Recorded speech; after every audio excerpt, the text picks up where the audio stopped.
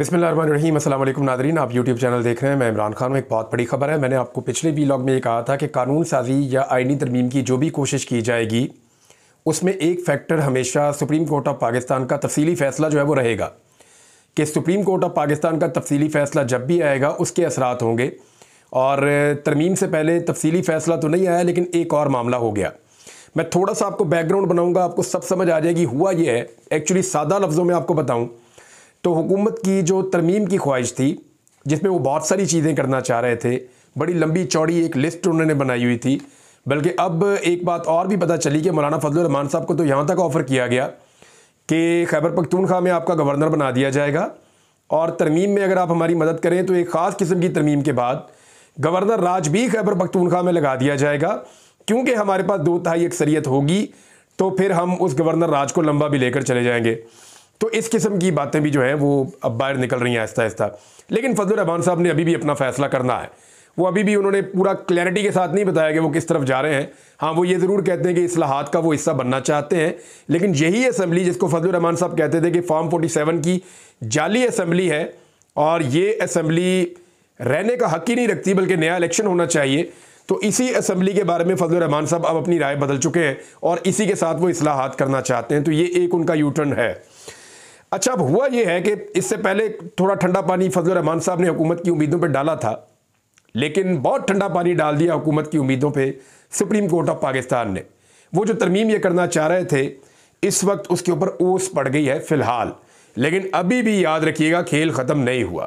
पाकिस्तान तहरीक इंसाफ को बड़ा पाँव फूंक फूंक के चलना पड़ेगा, एक एक कदम बड़े ख्याल से रखना पड़ेगा। अभी पाकिस्तान तहरीक इंसाफ के करने के लिए बहुत सारा काम बाकी है। लेकिन मैं आपको बताता हूँ एक्चुअली हुआ क्या।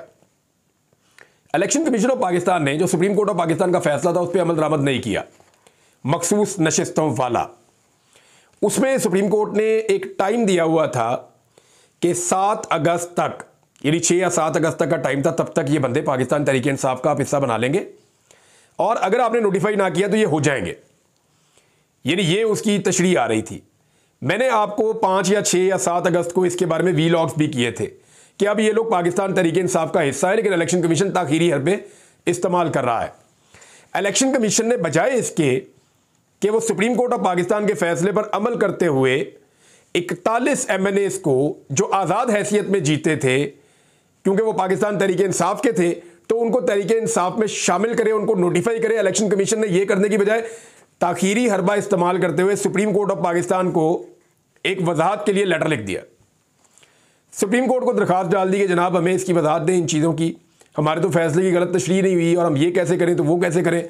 तो बहुत सारे सवालात जो हैं वो इलेक्शन कमीशन ऑफ पाकिस्तान ने उठा दिए थे। इस पर बहुत सारे लोगों ने, हुकूमत ने, हुकूमती सहाफ़ियों ने, इन्होंने बड़ी बगलें बजाई। इन्होंने कहा जी अब तो हो नहीं सकता, अब तो रिव्यू में जाएगा, अब तो जज अपनी राय बदल लेंगे, अब तो ये हो जाएगा वो हो जाएगा। इन्होंने बड़े ज़मीन आसमान के कलाबे मिलाए थे, लेकिन सब लोग तफसीली फ़ैसले का इंतज़ार कर रहे थे। अब तफसीली फ़ैसला तो जब आएगा तब आएगा। इलेक्शन कमीशन ने अपने पाँव पर कुल्हाड़ी तब मारी जब उन्होंने सुप्रीम कोर्ट ऑफ पाकिस्तान में एक दरखास्त डाल दी कि जनाब इन पॉइंट्स की आप वजाहत कर दें। तो सुप्रीम कोर्ट ऑफ पाकिस्तान ने आज ऐन उस मौके पर उन नुकात की वजाहत कर दी या उस दरखास्त का जवाब दे दिया 4 सफ़हात की वजाहत में जो इलेक्शन कमीशन ऑफ पाकिस्तान ने पूछे थे। अब ये 8 मुअज़्ज़िज़ जज साहिबान हैं जिनका ये फैसला था। 5 और 8 का हुआ था ना, कादी फायदी साहब एक तरफ थे, बाकी 8 जजेस एक तरफ थे, कादी साहब के साथ 4 और थे, 5 इधर थे और 8 उधर थे, तो 13 रुकनी एक फुल कोर्ट बना हुआ था। अब इसमें हुआ यह है कि सुप्रीम कोर्ट ऑफ पाकिस्तान ने कहा क्या, एक तो देखें 7 अगस्त को ये सारे पाकिस्तान तहरीक इंसाफ के लोग बन चुके हैं, 41 जितने भी थे ये सारे। 39 तो पहले से पीटीआई के थे, वो डिक्लेयर हो गए थे। बाकी जो 41 है 41 वो भी पीटीआई के हो चुके हैं, मैं ये कह रहा था, और उन पे डिफेक्शन क्लॉज भी लगेगी। तो मैं आपको बता देता हूं कि सुप्रीम कोर्ट ऑफ पाकिस्तान ने कहा क्या, सिंप्लीफाई करते हैं उसको। सुप्रीम कोर्ट ने कहा कि जो आपकी वजाहत की दरखास्त है इलेक्शन कमीशन की, ये एक ताखीरी हरबा है, ये सुप्रीम कोर्ट ऑफ पाकिस्तान के फैसले पर अमल दरामद में एक रुकावट है। इलेक्शन कमीशन ने खुद तस्लीम किया कि बैरिस्टर गोहर पाकिस्तान तहरीक इंसाफ के चेयरमैन है और अब इलेक्शन कमीशन अपना मौक़िफ़ नहीं बदल सकता। तो ये जो ताख़ीर इलेक्शन कमीशन ऑफ पाकिस्तान कर रहा है, इसके नताइज हो सकते हैं। और जो बयान हल्फी देने वाले लोग हैं जिन्होंने बयान हल्फी दिया वो अब पाकिस्तान तहरीक इंसाफ का हिस्सा हैं। तो तमाम लोगों ने बयान हल्फी दे दिया था सिवाय एक आदमी के। और जिस एक आदमी ने बयान हल्फी नहीं दिया वो मैं आपको आगे चल के बताता हूं कि वो नहीं दिया, उसकी वजह क्या है और बाकी लोग किधर हैं इस वक्त, और आज़ाद कितने बचे हैं और पीटीआई के अब कितने हो गए। लेकिन अब सुप्रीम कोर्ट ऑफ पाकिस्तान ने बड़ा क्लियरली ये कह दिया कि ये लोग पाकिस्तान तहरीक इंसाफ का हिस्सा है जिन्होंने अपने बयान हल्फी दे दिए। अब पीटीआई ने क्या किया था, पीटीआई को जो डेडलाइन मिली थी, पीटीआई ने सबसे बयान हल्फी लेकर ना सिर्फ इलेक्शन कमीशन ऑफ पाकिस्तान को जमा करवा दिए कानून के मुताबिक, बल्कि अपना भी पाकिस्तान तहरीक इंसाफ ने जो तस्दीकी लेटर है वो भी पाकिस्तान तहरीक इंसाफ ने जमा करवा दिया कि जनाब हमारी जानिब से भी ये तस्दीक आपके पास आ गई है। अब जब पाकिस्तान तहरीक इंसाफ ये सामान लेकर जा रही थी इलेक्शन कमीशन ऑफ पाकिस्तान में, तो उस वक्त आपको याद होगा पाकिस्तान तहरीक इंसाफ के इस्लामाबाद के जलसे पे, इस्लामाबाद के दफ्तर पे छापा पड़ा था। पाकिस्तान तहरीक इंसाफ ने इस्लामाबाद में एक दफ्तर है उनका सेक्रेटेरिएट, उस पर छापा पड़ा था और बहुत सारा सामान, कंप्यूटर और सारी चीज़ें उठाकर वहाँ से ले गए थे पुलिस वाले, और वो सामान फिर वापस नहीं मिल रहा था। उसके बाद जो है वो कुछ लोगों को पाकिस्तान तहरीक इंसाफ के गिरफ्तार भी किया गया था। तो वहाँ एक पूरा खेल उस वक्त चल रहा था कि ये जो एफिडेविट है, बयान हल्फी हैं, इनको काबू किया जाए किसी तरह। ये खबरें भी निकली थी कि शायद वहाँ से बयान हल्फी उठा के गायब कर दिए गए हैं। लेकिन सुप्रीम कोर्ट ऑफ पाकिस्तान में पाकिस्तान तहरीक इंसाफ ने एक दरखास्त भी दायर कर दी थी। सिर्फ इलेक्शन कमीशन ने किया था, तहरीक इंसाफ ने भी कहा था कि जनाब ये देखें जानबूझ के ताखीरी हरबे इस्तेमाल कर रहा है और आपके फैसले पर अमल दरामद नहीं कर रहा इलेक्शन कमीशन, तो इसके खिलाफ तौहीन अदालत की कार्रवाई की जाए। अब ये जो आखिरी एक चीज मैंने आपको पढ़ के सुनाई कि ताखीरी हरबे जो है उनके नताइज हो सकते हैं, यानी आपको भुगतना पड़ सकता है। ये इलेक्शन कमीशन ऑफ पाकिस्तान को जवाब दिया है सुप्रीम कोर्ट ऑफ पाकिस्तान ने। अब उनके ऊपर तौहीन अदालत भी लग सकती है। अब इलेक्शन कमीशन के पास कोई ऑप्शन नहीं है कि वो नोटिफिकेशन जारी करे पाकिस्तान तहरीक इंसाफ के अरकान असेंबली का। मैक्सिमम वो ये करेंगे कि इजलास बुला लेंगे और फिर वो जो है वो नोटिफिकेशन जारी कर देंगे, क्योंकि सुप्रीम कोर्ट ऑफ पाकिस्तान ने कह दिया है और सुप्रीम कोर्ट के फैसले पर अमल दरामद के अलावा आपके पास कोई और रास्ता नहीं है। जो जस्टिस मंसूर अली शाह साहब हैं, आने वाले चीफ जस्टिस ऑफ पाकिस्तान, उन्होंने खुद भी ये कहा कि आपके पास कोई ऑप्शन नहीं है, आपके पास कोई रास्ता नहीं है सवाए इस फैसले पर अमल दरामद के। थोड़ा सा पहले जब वो तकरीर कर रहे थे वहां 5 मरतबा उन्होंने ये बात दोहराई थी, तो वही आइडिया हो जाना चाहिए सबको कि फैसले पर अमल दरामद कर देना चाहिए। अब हुआ क्या, अब इलेक्शन कमीशन को अमल दरामद करना पड़ेगा। ये बंदे तो चले गए पाकिस्तान तहरीक इंसाफ में। हुकूमत की तैयारी क्या थी जरा आप ये भी देख लीजिए। हुकूमत ने किया ये हुआ था कि एक तो उन्होंने अपने सारे बंदे इकट्ठे किए, नून लीग के, पीपल्स पार्टी के, एमक्यूएम के, बाकी जितने उनके सारे इत्तेहादिये सबको इकट्ठा किया इस्लामाबाद में। हमजा शहबाज को बुलाया फ्रांस से। नवाज शरीफ साहब का भी यकीनी बनाया कि वो भी इजलास में पहुंचे, एक वोट उनका भी कीमती है। फजलुर रहमान साहब को कहा, फजलुर रहमान साहब के सारे मेंबर कौमी असम्बली मौजूद थे सिवाय एक सेनेटर उनके जो है गफूर हैदरी साहब, वो पाकिस्तान में नहीं है, वो पाकिस्तान से बाहर है। तो इस तरह मैक्सिमम लोग जो हैं वो इस्लामाबाद में इकट्ठे हो गए थे, पीपल्स पार्टी के भी और PMLN के भी और बाकी इनके इत्तेहादियों के भी और जिनसे ये मदद मांग रहे थे उनके भी। तो सब लोग इस्लामाबाद में मौजूद थे। तो इनको लग रहा था कि इनके नंबर्स पूरे हैं और एकदम जो बंदे इधर उधर किए गए हैं पाकिस्तान तहरीक इंसाफ के, उनको एकदम मंजर आम पे लाया जाएगा। सादुल्लाह बलोच मौजें लग गई उसकी। यानी सादुल्लाह बलोच के बारे में मैं आपको ये बताता हूँ कि सीट बहुत मुश्किल बची थोड़े दिन पहले, और अभी पहले खबर आई कि उनकी फैमिली को उठा लिया गया, फिर खबर आई कि उन्होंने अपने आप को हवाले करके अपनी फैमिली छुड़ा ली, अब खबर आई उनका पता ही कुछ नहीं चल रहा, इसके ऊपर कोई कानूनी कार्रवाई भी उनकी फैमिली नहीं कर रही। तो कभी इम्कान था कि सादुल्लाह बलोच जो है वहां से वोट डाल देंगे, अब डाल ही नहीं सकते क्योंकि उन्होंने भी एफिडेविट दे दिया था वो पाकिस्तान तहरीक इंसाफ के। वोट डालेंगे तो काउंट नहीं होगा, और अगर वोट डालेंगे तो सीट भी जाएगी, वहां पे उनके हल्के में दोबारा इलेक्शन हो जाएगा। तो ये है जनाब उनकी सूरत हाल। बहुत सारे MNA जो कल तक चुप थे, जो बात नहीं कर पा रहे थे, अब बड़के मार रहे हैं, बड़े खुल के सामने आ गए। बेचारे परेशान थे, उनके ऊपर बहुत दबाव था। देखिए मैं ये नहीं कह रहा कि इमरान खान को खुशी से छोड़ना चाहता है, इस वक्त इमरान खान का तोती बोलता है पाकिस्तान की सियासत में। मैं आगे बताता हूँ आज क्या हुआ इमरान खान के बारे में। पाकिस्तान की सियासत में इमरान खान का तोती बोलता है, तो कौन उसको छोड़ के जाएगा इस भरे मेले में? कोई छोड़ना नहीं चाहता। वैसे भी इमरान खान के साथ जो लोग बच्चे हैं वो मारे खाकर बच्चे हैं। तो कई लोग मजबूरन बेचारे चुप थे, कि डरे हुए थे, कि छुपे हुए थे, लेकिन वो सारे लोग अब बोलना शुरू हो गए कि ठीक है जो करना कर लो, अब तो आप हमारे से वोट ले ही नहीं सकते। तो ये जो 2 महीने की मेहनत थी ना, जिसमें इतनी भाग दौड़ हुई, बिल्ली चूहे का खेल हुआ, कोई छलांगे मार रहा है, कोई इसको पकड़ रहा है, कोई उसको पकड़ रहा है, कोई मुकदमे दर्ज हो रहे हैं, कोई बंदे अगवा हो रहे हैं। वो जो चौधरी साहब हैं जिन्होंने सबसे ज़्यादा वोट लिए दूसरे नंबर पे पाकिस्तान में मियाँ वाली के बाद, मंडी बहाउद्दीन से, वो बेचारे अगवा हो गए एमएनए साहब, उनके ऊपर पहले एंटी करप्शन का मुकदमा, फिर एक और मुकदमा, फिर कहा जी वो पता नहीं पुलिस के ऊपर अटैक कर दिया, फिर वो गायब हो गए लंबे अरसे तक के लिए, उनकी वालदा की वीडियो आ गई, फिर वो बाद में बाजियाब हो गए। अब वो वोट ही नहीं डाल सकते, वो पाकिस्तान तहरीक इंसाफ का हिस्सा है। यानी इतनी कोशिश करके, इतनी मेहनत करके, इतनी भागदौड़ करके, इतने बंदों के पीछे 2 महीने बेड़ा गर्क हो गया भाग भाग के पूरे निज़ाम का, और सारी मेहनत मट्टी में मिल गई सिर्फ ये 4 सफ़ात में। क्योंकि इन 4 सफ़ात ने बता दिया कि जनाब वो तो पाकिस्तान तहरीक इंसाफ के बंदे हैं, आप किधर मेहनत करते जा रहे हैं, आप किधर भाग दौड़ कर रहे हैं। वो एक दिन एक काशिफ अब्बासी साहब का शो था, उसमें शेख वकास अकरम साहब ने बताया कि हमारे एक एमएनए को फ़ोन आया, तो उसको फ़ोन करके उन्होंने ज़रा थोड़ा सा अभी स्टार्टअप ही लिया, जिस बंदे ने उनको फ़ोन किया नामालूम आदमी ने। तो आगे से एमएनए ने कहा जी मैं तो 39 के विचों हाँ, यानी मैं तो वो हूँ जो पाकिस्तान तहरीक इंसाफ का डिक्लेयर हो चुका हूँ, मैं तो आपको वोट डाल ही नहीं सकता तरमीम के लिए। उन्होंने कहा अच्छा अच्छा सॉरी आपको मिल गया, अब किसी और को करना है, तो वो दूसरी तरफ मिला दिया। तो उन बंदों पे बड़ी मेहनत हुई है, बड़ी मेहनत हुई है, लेकिन सारी मेहनत जो है वो मिट्टी में मिल गई, सारा कुछ ज़ाया हो गया, सिर्फ इसलिए कि सुप्रीम कोर्ट ऑफ पाकिस्तान ने ये 4 सफ़हात की वजाहत डाल दी है। अब इस वक्त सिचुएशन क्या है वो मैं आपको बता देता हूँ कि सारी मेहनत करने के बाद जब ये इकट्ठे हुए, इनको और कोई समझ नहीं आई, इन सब ने इमरान खान पे अटैक कर दिया, और अटैक किया एक ट्वीट को लेकर। यानी मैं आज बिलावल को देख रहा था कि इनकलाबी बनने के बड़े दावे किए थे बिलावल ने, जमहूरी हैं, इनकलाबी हैं। एक ट्वीट के लिए बिलावल ने वो चीखें मारी हैं ना वहाँ पे असेंबली में, मैं सुन के हैरान हो रहा था कि यार ये इतने बुज़दिल हैं, इतने कमज़ोर लोग हैं यार, कि हल्का सा ज़मीन पे पाँव मारो तो ये कांपना शुरू हो जाते हैं पत्तों की तरह। और बेनज़ीर तो बहुत दलेर थी, ये बिलावल कहाँ से आ गया इस तरह का, इसके अंदर तो बिल्कुल बहादुरी नाम की चीज़ ही नहीं है भाई। यानी खड़े हो जाओ, डट जाओ, एक पॉलिटिशियन है, उसने अपनी राय दी है, और अगर वो आज़ादी इज़हार राय नहीं है तो फिर आप किधर हैं।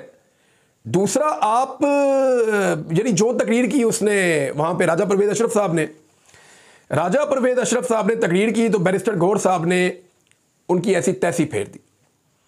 अब बात यह है कि बिलावल भुट्टो जरदारी साहब को याद रहना चाहिए कि उनके वालिद ने एक दिन ईंट से ईंट बजाई थी, और ईंट से ईंट बजाने का बयान देकर वो पाकिस्तान से भाग गए थे।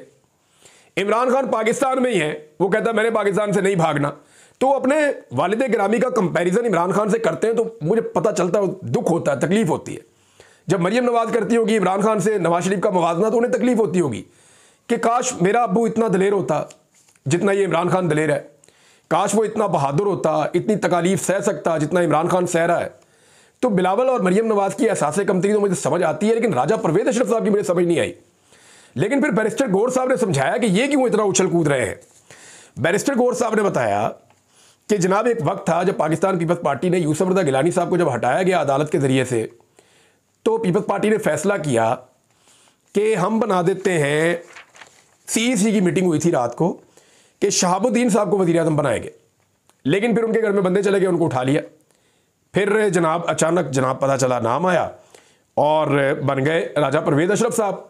तो बैरिस्टर गौर ने कहा बताएं जी आपको किसने बनाया था उस वक्त वज़ीर आज़म, कौन था आपके पीछे? तो उसके फिर कोई जवाब नहीं था उनके पास। फिर जो बिलावल ने कहा उसका जवाब जब उमर अयूब साहब ने दिया, तो बिलावल साहब उठ के वहाँ से निकल लिए। सुनने की जरूरत भी नहीं है, सामना भी नहीं कर सकते किसी चीज़ का, इतने तो ये जमहूरी हैं।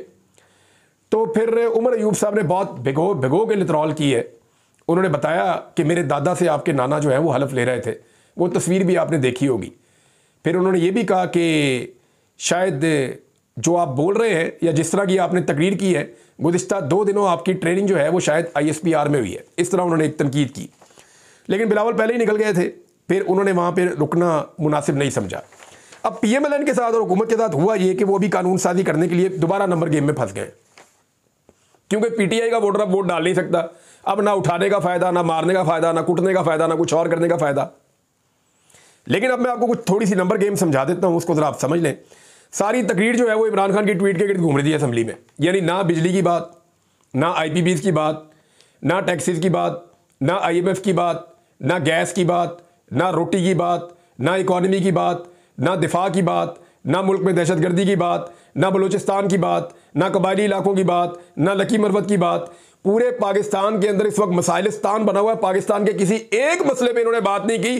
पूरी पार्लियामेंट का एक ही मसला था, क्या? इमरान खान ने ट्वीट कर दिया जी। और मैं आपको बताता हूं, क्योंकि मैं मीडिया का हिस्सा रहा हूं, मीडिया के लोगों ने मुझे बताया कि जनाब हमें इंस्ट्रक्शन आई है कि आप दिन रात इस ट्वीट को पढ़ जाओ और इमरान खान की इस ट्वीट के ऊपर जो है वो आपने बात करनी है। मेरी साकिब बशीर साहब से बात हुई, ये सारी चीज़ें मैंने आपको बताई कानून से मुतालिक। मैंने उनके साथ इसको डिस्कस किया था, सिद्दीक जान साहब से डिस्कस किया था, और एक दो लोग हैं उनसे भी डिस्कस किया था, जो लोग पार्लियामेंट के अफेयर को समझते हैं उनसे डिस्कस किया था। वो चीज़ें मैं आपको भी बताता हूँ। लेकिन दो चीज़ें क्लियर हो गई। एक, पाकिस्तान तहरीक इंसाफ के एमएनए अब वोट नहीं डाल सकते, डालेंगे तो सीट भी जाएगी और वोट काउंट भी नहीं होगा। दूसरा, जो 8 जजेस के बारे में 2 महीने से कुछ दावे किए जा रहे थे कि एक जज टूट गया तो 2 जज टूट गए, तो जजेस जो है उनकी राय तकसीम हो गई, तो रिव्यू के अंदर ये हो जाएगा तो वो हो जाएगा। जनाब, इन 4 सफ़हात की वजाहत के ऊपर 8 के 8 जजेस के दस्तखत मौजूद हैं। यानी हुकूमत और निज़ाम अपनी तमाम कोशिशों के बावजूद, अपना पूरा जोर लगाने के बावजूद 8 में से एक जज की राय भी तब्दील नहीं कर सका। इस पॉइंट को आपने ज़हन में रखना है। ये बहुत बड़ी कामयाबी है जुडिशरी की कि एक जज भी अपने मौक़िफ़ से एक लम्हा भी पीछे नहीं हटा। अब आए कि सारे इकट्ठे करने के बाद बंदे, हुकूमत के पास इस वक्त जो मेजॉरिटी है वो 213 की है, 224 उनको चाहिए, 11 बंदे कम है। 8 बंदे फजलुर रहमान के अगर वहां जाते हैं तो अगली दफा फजलुर रहमान साहब 8 सीटों के लिए भी तरसेंगे। ये मैं आपको लिख के भी दे देता हूं। फजलुर रहमान साहब को अगली मरतबा एस्टेब्लिशमेंट भी नहीं जितवा सके, कोई नहीं जितवा सकेगा अगर उन्होंने पब्लिक के साथ धोखा किया तो ये अपने हलकों में नहीं जा सकेंगे दोबारा पब्लिक के साथ। और फजलुर रहमान साहब तो खुद कहते हैं मैं अपने हल्के में नहीं जा सकता। तो ये अगर धोखा करेंगे पब्लिक के साथ तो फिर पब्लिक इनको नहीं छोड़ेगी और लोग इनको वोट नहीं डालेंगे कभी भी, क्योंकि इस हुकूमत ने जितना मारा है ना आम आदमी को, वो सारा इल्जाम फजलुर रहमान साहब पे पड़ जाएगा। फजलुर रहमान साहब के 8 अगर मिला भी दें तो 221 बनते हैं, फिर भी 3 बंदे कहां से लाएंगे? अब वो 3 बंदे पूरे नहीं हो रहे। सिचुएशन ये है कि रियाज फतेहाना सिर्फ एक आज़ाद आदमी रह गए, लेकिन वो कनाडा में और वो वापस नहीं आते अभी, जो मेरी इतला है। कुछ लोग कह रहे हैं कि वो अभी नहीं आएंगे, हो सकता है आ जाए, हो सकता है आ जाए, कोई कंफर्म कुछ भी नहीं होता, बहुत ज़्यादा दबाव पड़ सकता है, कुछ भी हो सकता है। लेकिन रियाज फतेहाना का एक वोट बाकी है, जो इन 41 में से जो 40 हैं वो एक तरफ करें तो एक रियाज फतेहाना जिनका एफिडेविट नहीं है। बैरिस्टर गोहर, उमर अयूब और अली असगर खान, ये 3 लोग जो हैं क्योंकि पार्टी के अहदेदारान थे इसलिए इन्होंने पहले बयान अल्फी नहीं दिया था, लिहाजा ये तीनों अभी अलग हैसियत में है और इनका वोट तो पड़ देंगी, सवाल ही पैदा नहीं होता। अब आ जाए एक बादोज़ई है। बादोज़ई बलोचिस्तान से जो है वो जीता था, इसको ज़बरदस्ती नून लीग में शामिल कर दिया गया और वो बैठता अपोजिशन के साथ है, रहता भी अपोजिशन के साथ है। आदम सवाती साहब का बहुत करीबी है और वो ये क्लेम करता है कि वो तो वोट नहीं डालेगा हुकूमत की तरमीम के लिए। तो वो बल्कि अदालत में उसको रुजू करना चाहिए कि जनाब मैं इलेक्शन कमीशन ने मुझे कैसे नून लीग के साथ डाल दिया, मैं तो उनका टिकट होल्डर ही नहीं हूँ और मैं तो उनके साथ रहने नहीं चाहता। चौधरी इलियास साहब जो है वो काफ लीग में शामिल हुए थे कि काफ लीग को एक मखसूस नशिस्त मिल जाएगी, ये डाल के 213 उनके बनते हैं। अच्छा, ब्रिगेडियर असलम घुम्मन साहब के ऊपर शक किया जा रहा है क्योंकि ब्रिगेडियर असलम घुम्मन साहब ने ये वादा किया था, कुछ लोग ये कहते हैं अपनी सीट जीतने के लिए सियालकोट से, कि जनाब आप मुझे सीट जितवा दें, मैं पीटीआई में नहीं जाऊंगा। तो उन्होंने अभी तक कोई ज्वाइनिंग नहीं की। चौधरी उस्मान साहिवाल से आज़ाद है, लेकिन इनके बारे में कहा जाता है कि ये पाकिस्तान तहरीक इंसाफ के साथ खड़े होंगे। पीर ज़हूर कुरैशी जो है वो भी इधर ही पाकिस्तान तहरीक इंसाफ के साथ खड़े होंगे, इस वक्त उनकी भी यही सूरत हाल है। औरंगजेब खिच्ची, ये जनाब इनके बारे में जुनैद अकबर साहब ने ट्वीट किया, ये नहीं मिल रहे और इनके बारे में शक का इजहार अभी तक किया जा रहा है।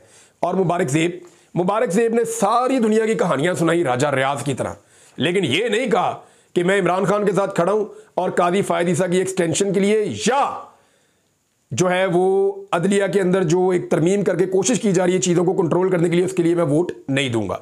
ये कहने के अलावा बाकी सारी दुनिया की कहानियां उसने अलिफ से लेके ये तक सुना दी मुबारक ज़ेब ने, लेकिन क्लैरिटी नहीं आई। वैसे मुबारक ज़ेब के बारे में मेरे पास और भी चीज़ें हैं, कहानियां हैं, लेकिन देखना यह है कि इनकी इज्जत बचती है या नहीं। अगर तो ये कानून साजी नहीं हो पाती तो मुबारक ज़ेब कल को ये कह रहे होंगे आपको कि देखें मैं तो इमरान खान के साथ खड़ा था। लेकिन अगर ये कानून साजी के लिए उनके नंबर पूरे हो जाते हैं तो मुबारक ज़ेब का वोट नंबर 224 होगा और वो उससे अपना फ़ायदा उठाएगा। ये मैं आपको अभी बता रहा हूँ, जो मेरे पास अब तक की इतलात है वो ये है। अब तक के लिए इतने ही, अपना ख्याल रखिएगा, अपने इस चैनल का भी। अल्लाह हाफ़िज़।